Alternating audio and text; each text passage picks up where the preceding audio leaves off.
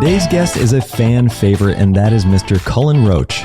Cullen brings the best contrarian viewpoints, and when you dig into them, you realize they're rooted in first principles thinking. In this episode, we discuss ramifications of the most recent FOMC meeting, which was happening while we were recording, why Cullen thinks inflation has peaked and that the risk of recession is low, why bonds are still appealing in a low-interest, high-inflation world, the Greenspan Conundrum, Series I bonds, recent comments from billionaire Jeremy Grantham, the benefits of diversifying, especially into low-cost index products, and a whole lot more. Personally, I've been a longtime fan of Cullen's, and this was my first conversation with them. It was a lot of fun. So I hope you enjoyed the always insightful Cullen Roche. Cullen, we've never spoken, but I've been a big fan of yours for a long time. I'm really excited to have you back, and let's dig into it. How are you? Good. Trey, thanks for having me. It's great to be on again. Well, this is a very timely discussion because as we're speaking right now, the FOMC meeting is happening. My bet, if we're making bets, in real time here, is that, they'll probably stay hawkish, but that the market will rally just because that doesn't make any sense to me. And that's usually what happens in markets. What are your thoughts?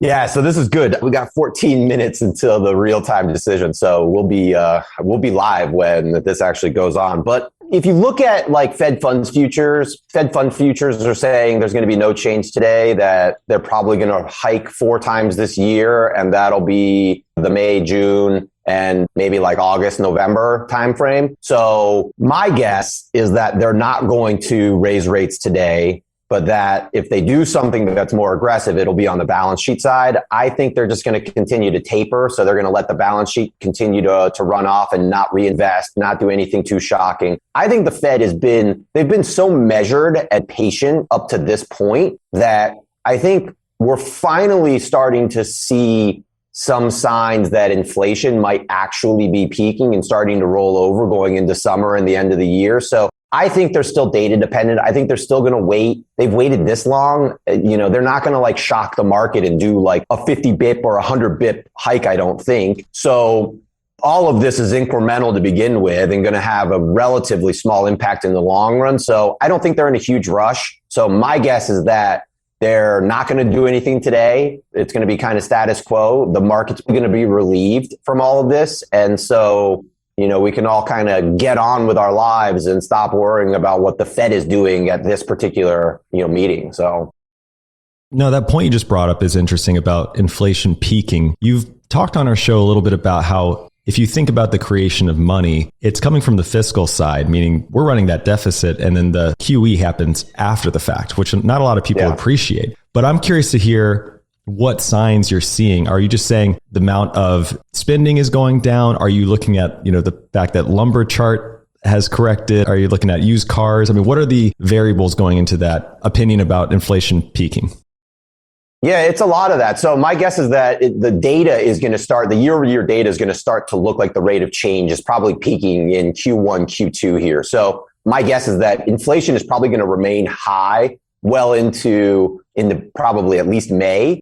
But that by that point, you'll start seeing the 7% headline CPI roll over to something closer to like 5 to 6% by end of summer. We might get as low as like 4 to 5% by the end of the year. So these numbers are still, historically speaking, these numbers are still going to be pretty big. They're going to be big all through the year, but we're starting to see some signs that a lot of this is easing. And you mentioned the big one, in my view, is the fiscal spending side of everything. We've seen this with the recent politics around Build Back Better, that people and politicians are finally starting to get scared about inflation in a really meaningful way. And, COVID was so important to understand relative to the financial crisis, because to me, what the COVID recession really proved relative to the financial crisis was that fiscal policy is the big bazooka. So the big difference between 2008 and 2020 was that both periods involved the Federal Reserve implementing these huge balance sheet increases.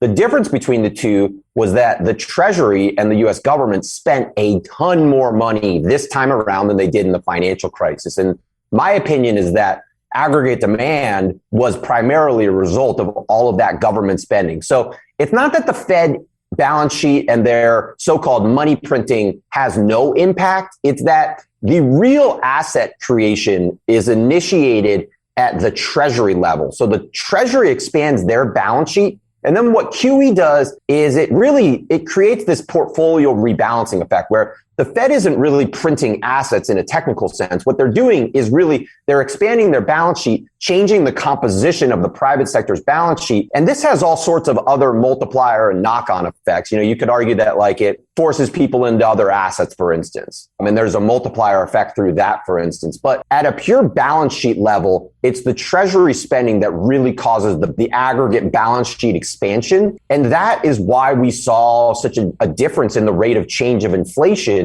in 2020 versus 2008. So we're seeing that it's not going to go negative this year, but it's peeling back in a huge way. We're coming back to like deficits that are more normalized relative to the pre-COVID period. So big pullback in the relative size of government spending is going to start to really have a meaningful impact going into the summer and especially the later part of 2022 and 2023. And so the other big impact here is that you're just starting to see the rate of change. It's slowing in a lot of these assets because frankly, they just went up so much. So like when you look at like the rate of change of like used cars or lumber, like the rate of change was so big on a year over year basis relative to last year that you had this huge statistical bottoming effect where it was almost like a good example is like looking at the stock market where when the stock market falls 50% and then recovers back to where it was, if you look at the year over year rate of change, you had 100% rate of change basically on a year over year basis looking at now. How sustainable is that going forward? Well, if the market only goes up 20%, well, the rate of change all of a sudden in the data starts to look like it's really disinflationary in sort of inflationary terminology. And that's a big part of what we're getting now. So it's not that prices are falling or that inflation is going to be low necessarily. It's that you've got this sort of statistical topping effect that's going to start having a big impact in a lot of these indices going into the later half of this year that is just by definition, by the statistical nature of it, is going to start to cause a lot of the year over year rate of change in this data to start to moderate going forward. So if I'm hearing you correctly, what you're saying sounds like you think recession risk is very low. But the markets seem very unstable. I mean, this start of the year, I just saw a graph, has been the worst start of a year in the S&P 500, I think, ever. So they're very wobbly. What's the risk of financialization to which financial asset prices can create these negative feedback loops that trickle down into the real economy?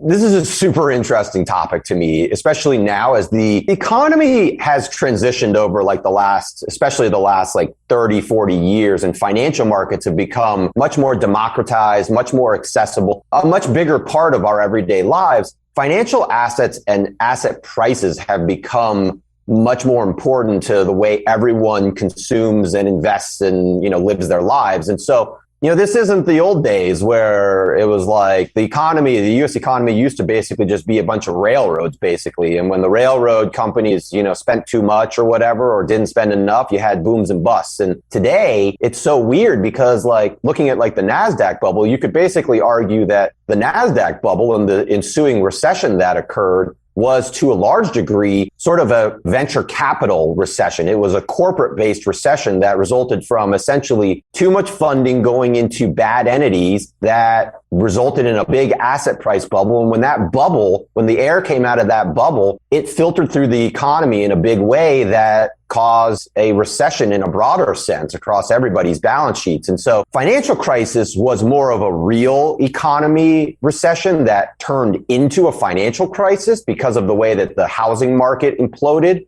But you have similarities between the two of those recessions in today's market, where not only have we had a huge venture capital boom, a huge boom in, you could argue, a lot of nonsense. If you look at a chart of Goldman Sachs's non-profitable tech index, that thing's still up. It was up 400% at one point last year. It's fallen 50%, but it's still up 200% or something. The numbers are crazy. You look at the SPAC boom. There's been a lot of money flowing into a lot of things that are now starting to look like they never made any sense. And you could argue that there's pockets of crypto that look like that. So this is fairly broad. And then you've got the housing element on top of all of this, where the housing market has boomed in a huge way, looks, in my opinion, a lot healthier than it did in 2006 mainly because the people that are buying these homes, their balance sheets are dramatically different than the people who were buying homes back in 2006. So you don't have quite the speculative nature of everything going on, but there is a very plausible scenario here where the stock market falls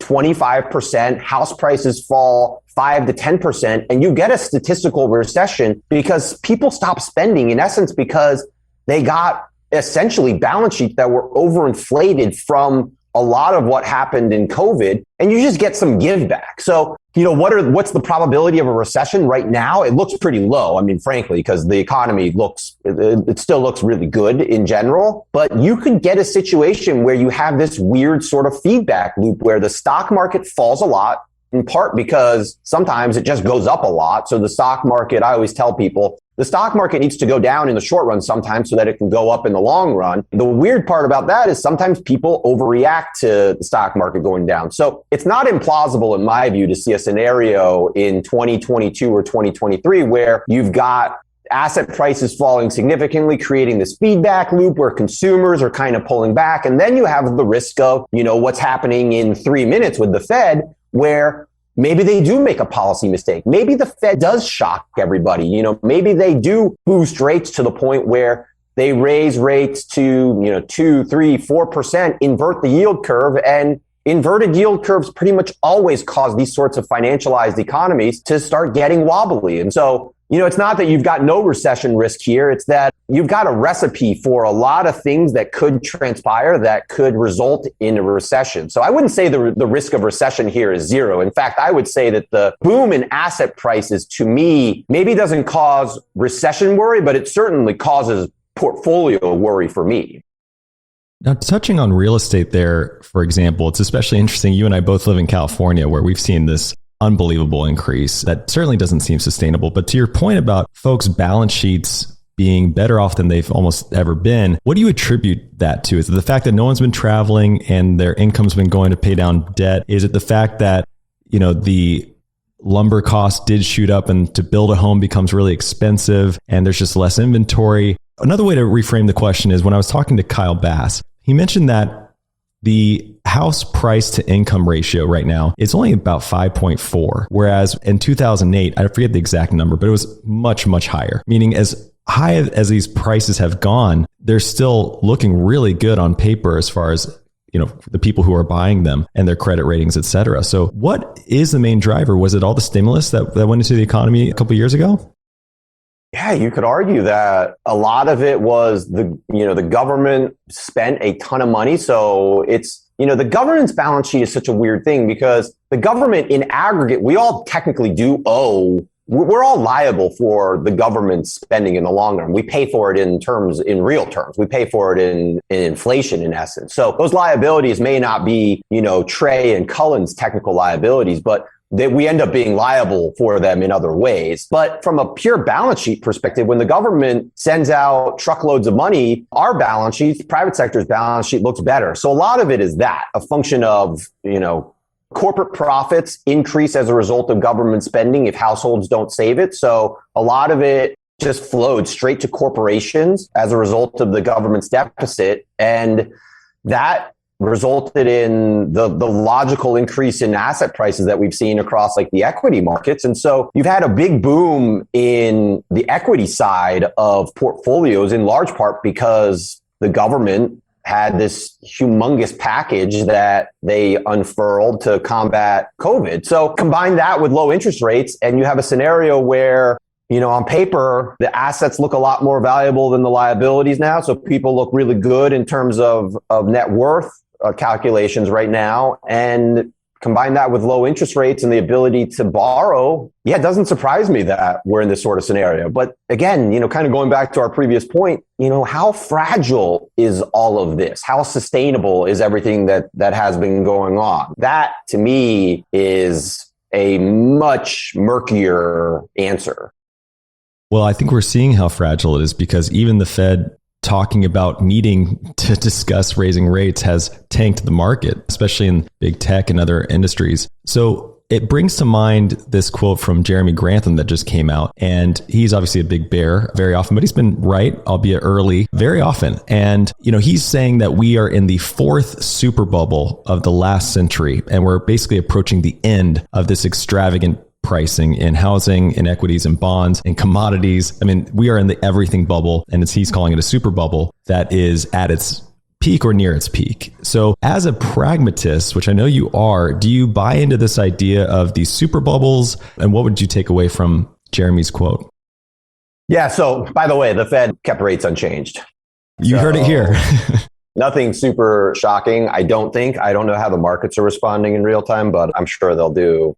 They tend to go up and down and be crazy on Fed Day. So who knows where they'll settle. But so yeah, we can stop worrying about the Fed at least for like 24 hours, right? Until we start talking about the next meeting. So the Grantham comments are super interesting. I mean, it is crazy. Like the thing that I can't wrap my head around with COVID is, from a fundamental level, I guess the government's deficits add to corporate profits. American households don't save. So it makes sense that all of this kind of flowed to the corporate balance sheets and boosted equity prices. But that stimulus is a one-time shock. And so it's interesting to think of this not only in terms of like the stock market's rate of change, but in terms of the future inflation rate of change, because you think of this government stimulus as having caused this one-time shock to the economy across this sort of like 24 or 36-month period. Well, you would expect some give back at some point because the rate of change just isn't sustainable. So this huge boom, it's crazy to look at the S&P 500 from where it was before COVID and then the trough of COVID and to see now we're still up like 100% from the bottom. So there's this weird scenario here where you can make a really reasonable argument that the stock market could give back 25% of its gains. And where are we? We would still be above the pre-COVID levels, which is wild to think about when you think of, especially in terms of like the economy, like what has really changed that much in the last 2 years? So, super bubble, I don't know. I hate thinking in extremes like this because I think that when you start talking about things like market crashes and like booms and these sort of really crazy boom bust cycles, I think that tends to result in people having these really hyperbolic reactions in their portfolios where they feel like, oh, well, Jeremy Grantham's calling for a bubble to burst here that's going to be, catastrophic. That means that I probably shouldn't own any equities, for instance. And I just tend to think that sort of thinking in extremes it tends to be a hyper form of market timing that just very rarely plays out the way people expect it to across the time horizons over which they expect it to. So me personally, like when I look at this sort of as an environment, I think the range of potential outcomes here, for the record, I think this is one of the hardest investing environments I've ever seen. I mean, like there are certain periods where you can look at things like, for a long time, like I've been looking at bonds, for instance, saying like it's a no-brainer to own bonds at above like 4%. Whereas today, it's like that's a lot more difficult conversation to be having, especially when you look at things in real terms. But today, specifically, the range of potential outcomes looks so disparate to me, meaning that like I could see a scenario where the stock market just continues to kind of flutter higher, or maybe it just muddles through. Maybe we return to kind of more of like a 2010, 2020 type of environment. Or I could see a scenario where Grantham ends up being right. And you get this like what if we get a deflation? What if home prices fall more than people expect? What if we get some sort of weird exogenous shock? China invades Taiwan and Russia invades Ukraine and all the shit hits the fan all at once around the whole global economy. You could start getting a lot of weird stuff happening here where you do get this like big exogenous shock that causes a recession or like a big geopolitical crisis where you get this big downturn, fear-based downturn in financial assets that turns into this sort of snowball effect that we were alluding to earlier. But I don't know. That's the thing that's so confusing about this particular environment. We had such a big, seemingly irrational boom here that it has facets of total irrationality and facets of rationality based on like the basic accounting of it all and the government stimulus, where I mean, personally today, I think that like I'm much more aligned with like a Ray Dalio type of all-weather approach to this sort of environment versus like someone like Grantham, who tends to be very strictly equity focused and really hyper focused on trying to pick the right places to be inside of the equity market. Me personally, I think this is the perfect environment for just like ultra diversification, because I don't think anyone really knows what the next 2, 3, 4 years are going to hold. And the potential outcomes are so broader than I think they've ever been in terms of what the actual outcomes could be. Well, you brought up bonds and how they are getting harder and harder to understand or find a reason to invest. So I'd like to turn the attention to bonds for a little bit. Since yields have been so low for so long, it's obviously easy to see why so many investors consider bonds almost like this endangered species. I mean, if you read Twitter or if you read the news, I mean, a lot of people have this narrative, but I know, for example, what you're talking about in your own ETF, for example, it's very diversified. You do hold bonds. Now that inflation has reared its head, even though it might be peaking, do bonds serve less and less of a purpose in a portfolio? And if not, then why? It depends. I mean, bonds are, so the way I like to think of bonds is basically if you own high quality bonds, bonds are basically cash-like instruments that pay you in today's environment a much higher rate of return than cash will over time. So, you know, it's tricky. I think that you need to be very specific about your time horizon. You're owning any type of fixed income instrument, because bonds they're not just fixed income instruments, they're fixed maturation instruments, meaning that they are fixed across specific time horizons. Me personally, like I'm a big fan of like asset liability matching portfolio management strategies, where you taking like, let's say that like you want to buy a house in Southern California today and you just happen to be lucky enough to have the $20 million it takes to actually be able to afford that home. Well, you've got to be able to bucket that money for a down payment across a specific time horizon. So let's say that like you've got this sort of unknown, say 2 to 3 year time horizon. Well, it could make sense to, you know, if you have the flexibility where you're saying, you know, oh, I don't want to leave that in the bank for the next 3 to 5 years because I know it's going to earn zero, it could make sense to buy a 3 to 5 year bond where you're likely to earn some interest across that time horizon and not take the sort of principal risk, the credit in it that you would have in, say, like a junk bond or the stock market portfolio. So, you know, when you bucket things across specific time horizons, it makes a lot of sense to own bonds for specific time horizons. The other thing is that bonds are just, even in an environment where they generate really low yields, dampen the equity market risk while earning a rate of return that is at least positive relative to cash. So it's interesting to look at even like a period like 1940 to 1980. If you look at that period, interest rates rose the whole time.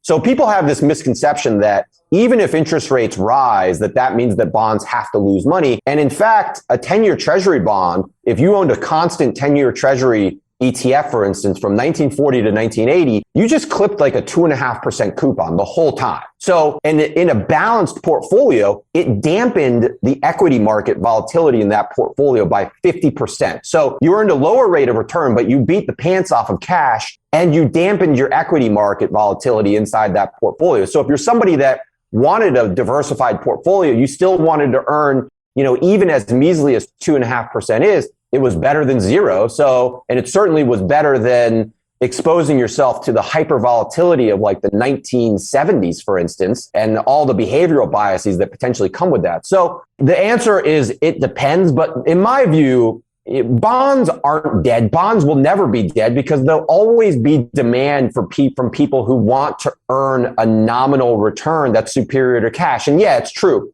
From like 1940 to 1980, they get walloped in real terms. I mean, that's just part of what happens in a rising interest rate environment. But the kicker is that if you built a diversified portfolio, your equity piece over that time, and especially if you owned like commodities or any other diversified asset classes, your aggregate portfolio beat the rate of inflation over that time period. So you kind of, this is why this sort of an environment to me is so great for all weather style approaches, because you can kind of have your cake and eat it too through these approaches. You can have nominal stability through either, even if it's cash or bonds, across certain time horizons, you can have exposure to the equity market if, things continue to go up and be strong in the long run. And you can own other assets that protect you from inflation specifically in certain ways. So I think people love to sort of pick and choose. And the reality is that people have different needs, different time horizons. And if you have these sort of shorter term time horizons, and especially if you have behavioral biases relative to thinking, for instance, that the stock market is overvalued, well, bonds as a dampening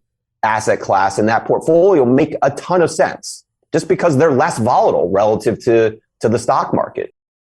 One narrative that I'd be curious to hear your opinion on is the fact that foreign governments are buying less and less of our treasuries. Because if you look at it right now, foreign treasuries, I think, make up 13 to 14% of the national debt we have. I mean, the treasuries they hold, China is only in the 3.5% range. A lot of people I think they hold a lot more than they do. But are those percentages dwarfed because of the fact the Fed is buying so many? Meaning, is there a base effect, so to speak, of what's happening in those percentages that make it look like they're owning less and less? Or are they truly buying less and less treasury bonds?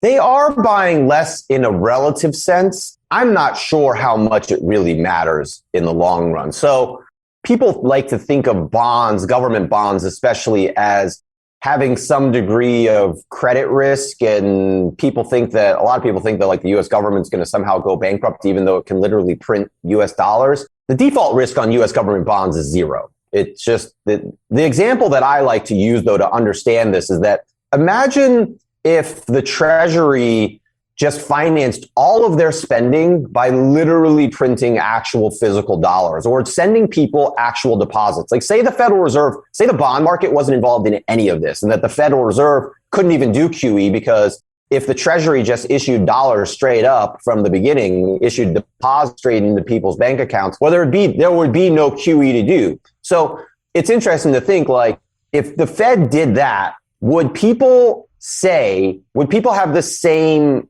logical thought process about the demand for this stuff that they do about the bond market? So if the Treasury went out and dumped a big dump truck of cash out in front of the US Capitol tomorrow, is there an environment where people would say the demand for those things is going to be zero? And I think the answer is sure, maybe in a hyperinflation environment, but you're making an inflation argument. You're not making an interest rate argument in the traditional bond sense of like rising interest rates where the credit quality of an instrument or entity is declining. You're making, when it comes to government currency and government liabilities, in that instance, you're making specifically an inflation argument. And you're predicting that inflation is going to be very, very high, where the demand for those dollars is going to be low relative to everything else. But the point I'm really getting at is that the US government cannot and will not lose control of the interest rates on its own liabilities because it has the ability to definitively structure those liabilities in a way that only they can control whether or not interest rates rise. So it literally, if the Federal Reserve came out and was like, we're setting the rate on 30-year Treasury bonds at zero, overnight, the 30-year Treasury bond would go to 0%. The Treasury combined with this policy would come in and probably say, okay, we're not issuing any more bonds. Now we're going to do what Cullen actually said. We're going to only issue deposits. We're going to only issue cash. Our interest rates on everything now are zero. The interest rate, by definition, it would have to fall to zero because the U.S. government doesn't have to pay you interest. The U.S. government chooses to pay us interest. The Fed chooses to implement rising interest rate policy over time.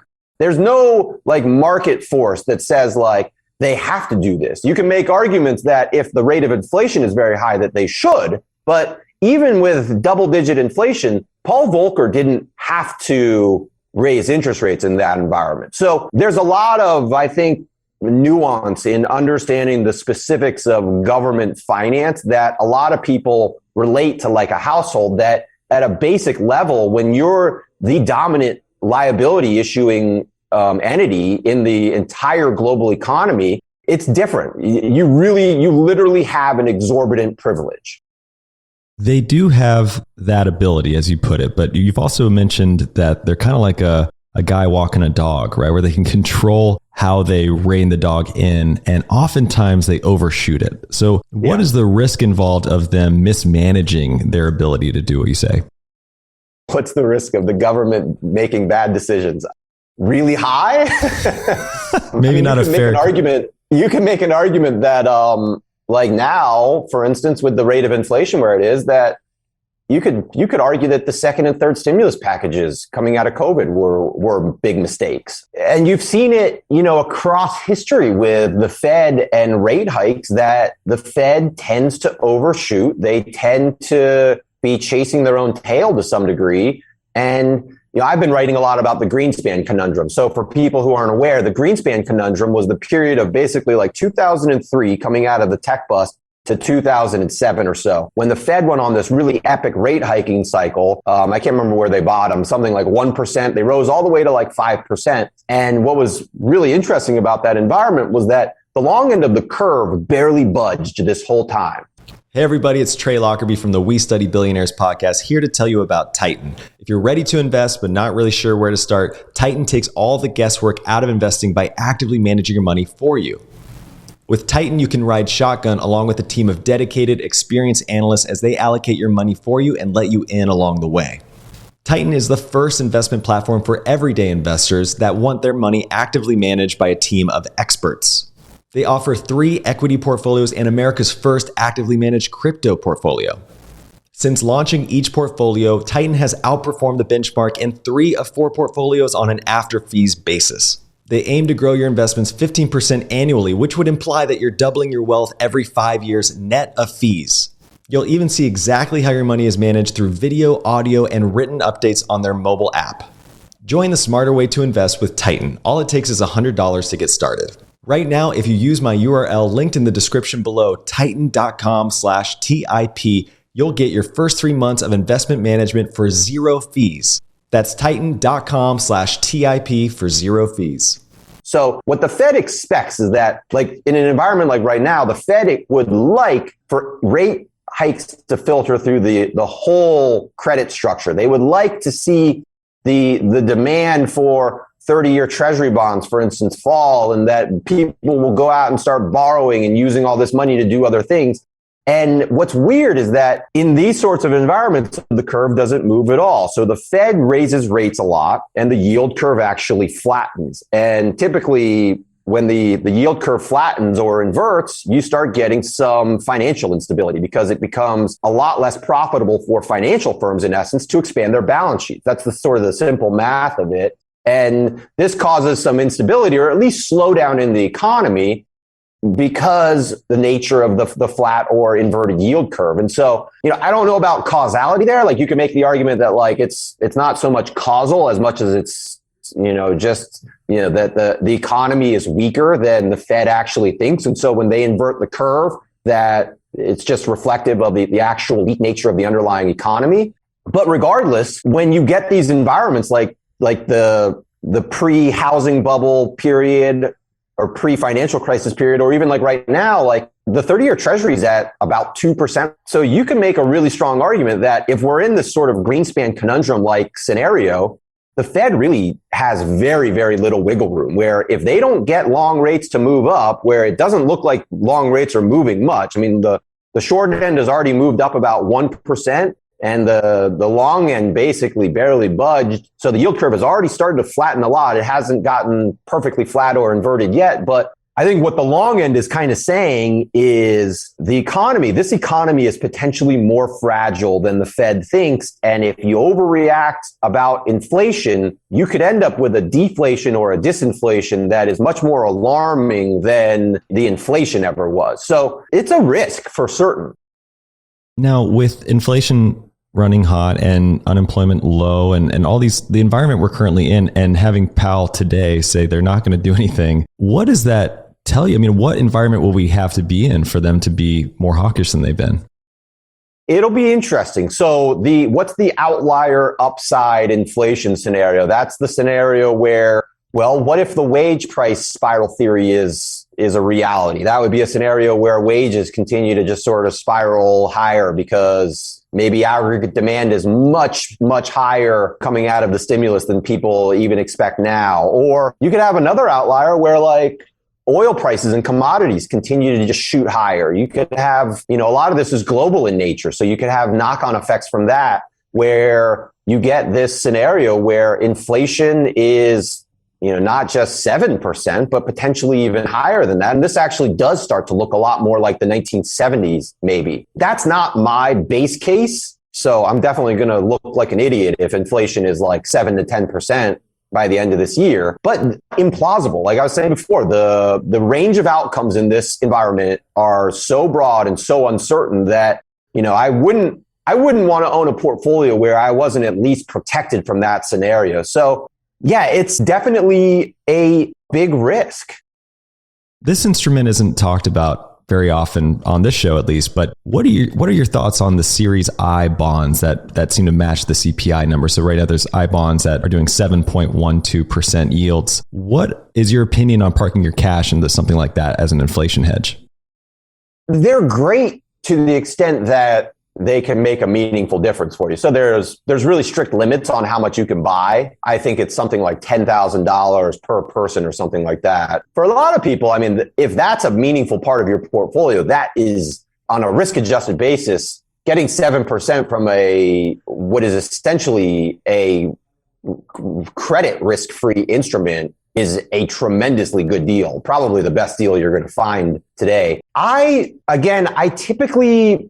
think of bonds as being a nominal hedge in a portfolio specifically. So I don't love the approach of thinking of bonds as necessarily protecting you from inflation. I think that people should use specifically other instruments in a portfolio. Bonds are they're a principal stability part of your portfolio where over specific time horizons, you kind of know, okay, these bonds are going to maintain their principal and just clip a small coupon. So typically inflation protected bonds, they tend to be more volatile in the short run than say plain vanilla treasury bonds, specifically in environments where you need them to be stable. So for instance, in a deflation, TIPS and inflation protected bonds do typically really poorly. They look not like the stock market, but a lot more like the stock market than the typical bond market. Whereas plain vanilla treasury bonds, for instance, they typically go up in value significantly in a deflation. And kind of, touching on, our previous point about why somebody would own bonds. Like, if you're a bond trader in this environment, you could make a strong argument going forward that if we end up in a disinflationary or deflation environment at some point, even in the next 5 to 10 years at some point, well, you have to consider the scenario where interest rates in the US on the long end go to 1% or 0%, and we start looking a lot more like Japan and Germany, where interest rates are at 0% on the long end. And in that scenario, your long bond that has zero credit risk, it goes up 20, 30, 40, 50% in that scenario. So there's this weird sort of outlier scenario there where if you had the risk of a deflation or a disinflation, you could make an argument that owning that instrument actually makes sense because on a risk adjusted basis, that would be probably the very best trade in this sort of an environment where for a portion of your portfolio, maybe that outlier long-term treasury bond that everybody seems to hate right now might end up being the best risk-adjusted trade that anybody can make. And that's, weirdly, that's been kind of the best trade for 20, 30 years running. I mean, if you could buy a 30-year treasury bond back in 1980 at 12, 13% on a risk-adjusted basis, there's a reason why people call Bill Gross and Jeff Gundlach the bond kings. It's because having exposure to that asset class in the last 30 years has been by far the best risk-adjusted trade you could make especially on a credit risk quality basis. So, the risk reward isn't nearly the same as it was in 1980, but I feel like I've spent my whole career hearing about how you can own anything except treasury bills. And that's cost people a lot of money taking that position. And so I'm not a maximalist on anything. So, taking this sort of all weather approach again, it makes a ton of sense to me. I love the all-weather approach. I think especially now when you see your portfolio tank, you can definitely be like, okay, I quit. I just want to buy index funds. It's easy to migrate to that philosophy very quickly. What I'm kind of curious about is, say you're going to ETF or index into a portfolio. Are there certain industries that perform better than others in a time like this? Like commodities, I've heard mixed reviews on, for example. Is there one portion you would allocate or allocate more towards given what you know today? I mean, I'm not a huge advocate of like what academics call factor investing. So like trying to pick like which segments of the market to me, stocks are stocks for the most part, and picking and choosing, which part of the market to be in. It's kind of a guessing game, to be honest. Like looking at like value stocks today still looks like a great relative value relative to like growth, especially like you're starting to see this kind of peel back a lot this year. I think value finally outperformed growth by a huge margin last year. So you're starting to kind of see this maybe reversal, but this is all super custom. It has to be super customized because everyone's needs are so personalized. But, if I was a trader and, kind of gunned ahead and forced to pick, where did I want to be? I'd probably want to be tilted towards, high quality stocks with, more of a value tilt. And I'd probably want to be international because the US has been on such a huge tear that has been so growth focused that the risk adjusted outlook going forward to me looks a lot dicier if you're just betting on the momentum trend of US tech, for instance, going forward in perpetuity. So, but again, I think the kicker with understanding any of these, especially inflation hedges are inflation hedges specifically because they're not principal hedges in the short term. So you typically with an inflation hedge, even if you look at gold or, Bitcoin or the stock market, these tend to be very good long-term inflation hedges. The trade-off is that you trade short-term nominal principal instability for those things. So you get periods like this where, Bitcoin's down 25% this year and the stock market is down, 8, 9%, whatever. You have periods of instability in the short term where, you can make an argument that dollars are the worst thing you can own right now. But you know what? A dollar was worth $1 on January 1, and it's still worth $1 today. And so if you like to sleep well, if you like portfolio stability and balance inside of your portfolio, well, again, you're trading long-term inflation instability in $1 in exchange for short-term nominal principal stability. And that's just the trade-off you have to accept. That's why everyone owns, everyone listening to this owns some dollars in their bank account, which is totally rational. I own way more cash and short-term bonds than I probably ever should, according to like modern portfolio theory. But you know what? I sleep really, really well because of it. And to me personally, I know that it's, especially as like an investment manager, I know cash is trash in the long run. I know that, but cash helps you sleep well. So, and to me, sleep is really important, especially because I've got 2 kids under the 2 and they're driving me bonkers. So it's highly personalized, but I think understanding that trade-off is really important when you're building a portfolio because that's what life is all about. It's about all these trade-offs and building balance in things so that you're not too overweight in certain ways where the downside risk is so asymmetric that it exposes you to a catastrophic short-term overreaction or problem in your life. When you say $1 is $1, I just want to clarify something because yes, you're correct. And even if you look at the DXY, if you're comparing it to other currencies, yes, it's the best out of all the bad currencies, right? But even Ray Dalio has come out and said that, when you're talking about inflation, how you measure it, you can use the CPI number, for example, but you have to also include financial assets. And that's coming from Ray Dalio. I found that really interesting. You have to include that. So when you talk about the asset appreciation, especially in homes and equities and everything we've talked about, does that work its way into your inflation calculation at all?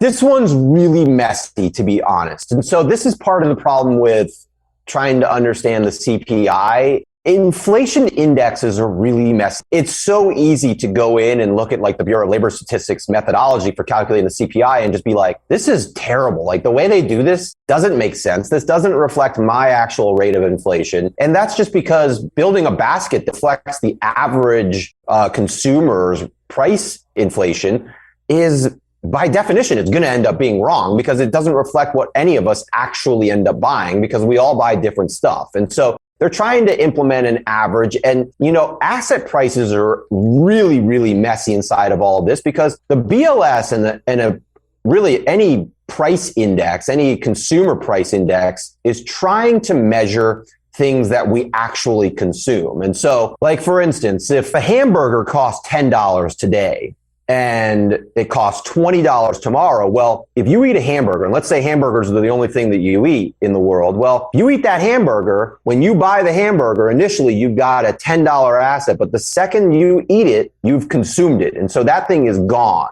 And tomorrow, if that thing costs $20, it costs 100% more. Your living standards have materially declined because the replacement value of your existing dollars has gone down so much because now it costs more to buy these other things. Whereas with asset prices, like with a home, a home, for instance, is a huge part of CPI and a really messy and controversial part of how all this works because you don't really consume your home in the same sense that you consume like a hamburger. So when the value of shelter increases, for instance, you're not necessarily worse off. Like if I build a house for $1 million and the house for whatever crazy reason is $2 million tomorrow, well, I didn't really consume anything. I invested a lot of money into $1 million home and it's worth $2 million tomorrow. I'm actually better off. A lot of the people around me are better off because now my comp makes all the homes around us more valuable.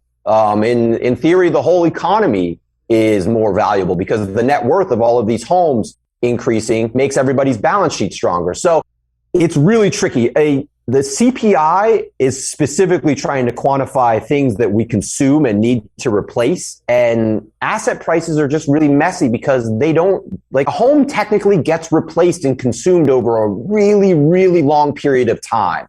So, like termites are consuming the wood in my home right now. So I'm going to have to replace this. Like I actually had to rebuild our whole house like 2 years ago because it was literally falling apart from termites, basically. And so you consume a house over very long periods of time, but then you also have this weird intangible with it where a house is really just a depreciating block of wood that sits on top of a scarce piece of land. And the land, nobody's consuming land. Nobody can consume land.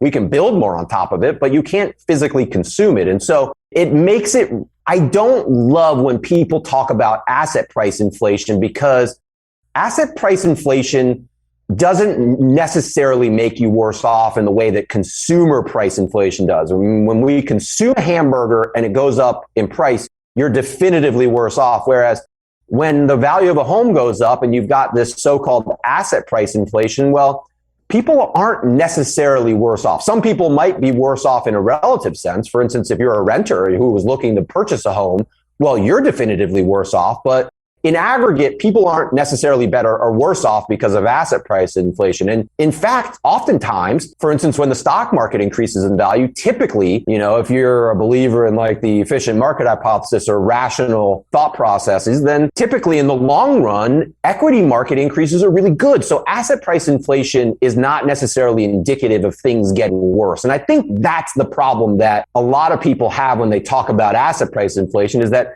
it's this underlying assumption that it's necessarily bad, where consumer price inflation is definitively bad, especially when it's very high. Whereas asset price inflation, it's a lot trickier to quantify whether that's good or bad. And you can get into all other sorts of like tangential arguments where you could argue that right now, like based on my conversation, like I think there's been maybe a level of asset price inflation that creates that real economic risk. Is that bad?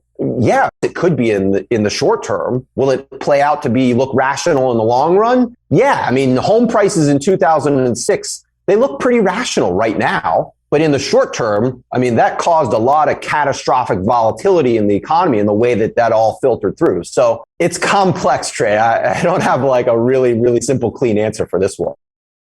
That's right. That's why we're here. We like to talk about the complex topics. You know, I raised the question because going back to the Fed and they're speculating that they're going to raise rates, that alone tanked pricing, especially in the like high flying tech stocks, for example. And it's because one, it's hard to value their intangible assets and their cash flows in the future. But if you start thinking about rates and them raising, then it discounts even more the cash flows into the future, and that brings the values down. And when you're talking about inflation like we just were, as an individual, I think it's important to understand what your inflation rate is, what you said, what you consume. Because one thing we didn't talk about there is things like healthcare and travel and other things that you could argue might be consumed, so to speak. And they need to work their way into your equation. And going back to the Jeremy Grantham quote, I think what's kind of easy to see is like if we do start incorporating other elements of inflation into the picture, then the market looks extremely overvalued. So when you talk about this Superbubble bursting, it's easy to understand because just a slight increase in interest rates could bring this market down 50 to 80% probably. So it's an important topic to discuss. That does kind of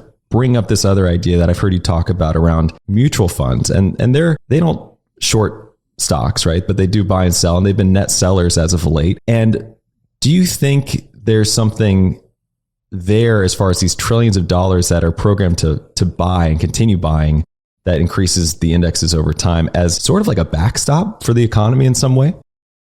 This is another like one of these academic debates about like passive versus active and how much of the, like the stock market rally is just the result of like Vanguard just funneling money into, the stock market endlessly. And I mean, that's definitely not an unreasonable argument. I still think that like when you look at the fundamentals of a lot of the underlying entities, for instance, in the S&P 500, well, like corporate profits are at record highs today. So like even when you make the asset price inflation argument, like, yeah, has the Fed influenced asset prices? Almost certainly, but there's also this underlying sense of like fundamental reality where corporate profits actually are just crazy high right now. So is there a sense of like rationality to all this that where it actually makes a lot of sense that asset prices are where they are? Like who knows where they're going to be in, 2 or 3 years? And you could make, kind of going back to what I was talking about before, I think you can make an argument that like the worrisome thing today is that the rate of change, the fact that it's been based on, for instance, government spending to a large degree in the last 2 to 3 years, contributing to corporate profits. Well, if your fundamental argument there is that, yeah, this all makes sense going forward, well, is the market pricing this in a way that expects this to be the new normal? Like is the market expecting, the government to run big deficits basically in like perpetuity, for instance, and for consumer spending to remain high in perpetuity? And there are really reasonable arguments to argue that that's not going to be the case, in which case you have to look at the equity market and consider, well, okay, well, maybe valuations are high for rational reasons, but maybe what the market is overlooking is the potential that a lot of this stuff is especially the rate of change is not going to be the same going forward. So I don't know. It's a blend of both, I think, to be honest. Like there's really reasonable points to be made about the Fed and like, the vanguards of the world are just causing asset prices to go up and remain high. And I think there's also really reasonable arguments that those flows coming into all these assets make a lot of sense, mainly just because the underlying entities are super strong. Like you look at the top companies in the S&P 500. I mean, people talk about how, Apple and Google and these big entities make up so much of the weighting of like the entire stock market. Well, these companies are so far head and shoulders above what every other entity in the entire global economy is like in terms of their corporate performance. Well, it just makes a lot of sense. So is that going to change? I mean, who knows? One of the reasons I focus on macro is because I think it's so hard to focus on individual entities and what the individual entities are going to do in the future. But again, it's probably a blend of both, that the flows make asset prices higher, which is sort of, creates this sort of snowball effect. But a lot of that underlying flow makes a lot of fundamental sense at the same time. Now, just for fun, looking at your ETF, I noticed there's not a crypto element to it. What would it take to put, GBTC into something like your discipline fund? I'm curious. I hate that ETF, or that's not even an ETF really. I cannot believe that the SEC has not approved and they've allowed that thing and its huge premium. And that whole thing makes my head explode. That like the SEC is somehow trying to do what's in the best interest of investors, but they've allowed, the Grayscale Bitcoin Trust to exist in the nature that it has. Not only is an egregious fee, but it's just not even closely reflecting what the actual price of the underlying asset does. And this is somehow, good for investors. I do not understand that. I never will, I guess. I get increasingly intrigued by the market cap weightings of all these assets. And so the crypto space right now is something like 1-2%, something like that. So it's still really small on a relative basis. I probably would have put a crypto piece into the ETF if it hadn't caused so many insurance and regulatory issues right now. So to be honest, going back to the whole SEC thing with the Grayscale Trust, I mean, right now, we're still so early in the regulatory workout of all of this that, we need, for a lot of, especially the traditional asset managers, for them to adopt all of this, the regulatory structure has to mature a lot more before we can start to even adopt all this stuff in the way that a lot of us probably want to. So to be honest, I mean, that's a big part of this, is that the regulators they're way behind the ball on a lot of this, and they haven't updated the structures. And that means that a lot of us can't access a lot of this stuff because to be honest, it's way too damn expensive to go into a market like that and expose yourself to the liability risk of not just the compliance side of things, but the insurance side of things and the shareholder risk of everything. So I'd love to, who knows what we'll end up doing in the next 5-10 years, but, I hope the regulators catch up, and I hope they start, getting to a point where, we can, better. I mean, my view is that crypto and in the sort of traditional finance worlds are going to increasingly blend over time, but we're still a long ways from being there. What's your take on that discount to NAV with GBTC? I mean, how is that not getting arbitraged away like every other ETF to its NAV typically is? Who knows? I mean, it's a weird thing. And I would have thought that, especially with it kind of has started to look like maybe a spot ETF was going to come to fruition, maybe increasingly at some point.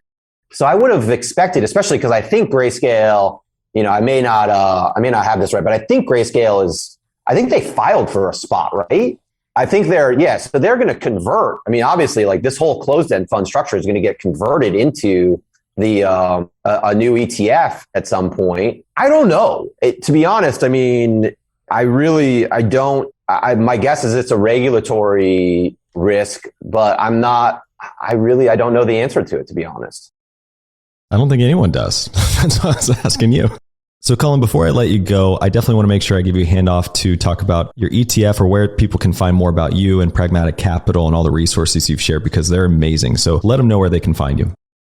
Yeah, so Pragmatic Capitalism is my blog. That's where, if you're looking for educational resources and things like that, the Understanding Money page is a huge resource that I built. That's a lot of my own work, a lot of outside resources, tons of good stuff there. I typically write, once or twice a week on the site. And then company is Discipline Funds, and the Discipline Fund ETF is the ticker is DSCF, and it trades on the New York Stock Exchange. So if you like really boring, all-weather type of portfolios, check it out.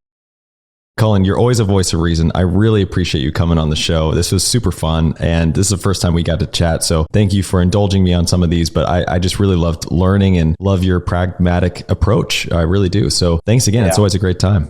Awesome. Thank you, Trey. All right, everybody, that's our show. If you're enjoying these, please go ahead and follow us on your favorite podcast app and maybe even leave us a review. You're welcome to reach me directly on Twitter at Trey Lockerbie, and there's a whole world of resources available for you at theinvestorspodcast.com. Check it out. And with that, we'll see you again next time. Thank you for listening to TIP. Make sure to subscribe to Millennial Investing by the Investors Podcast Network and learn how to achieve financial independence. To access our show notes, transcripts, or courses, go to theinvestorspodcast.com. This show is for entertainment purposes only. Before making any decision, consult a professional. This show is copyrighted by the Investors Podcast Network. Written permission must be granted before syndication or rebroadcasting. Thanks for watching. Make sure to subscribe and hit that notification bell so you don't miss out on the next podcast episode and new investing resources. What are your takeaways and thoughts on this discussion? Let us know in the comments section below.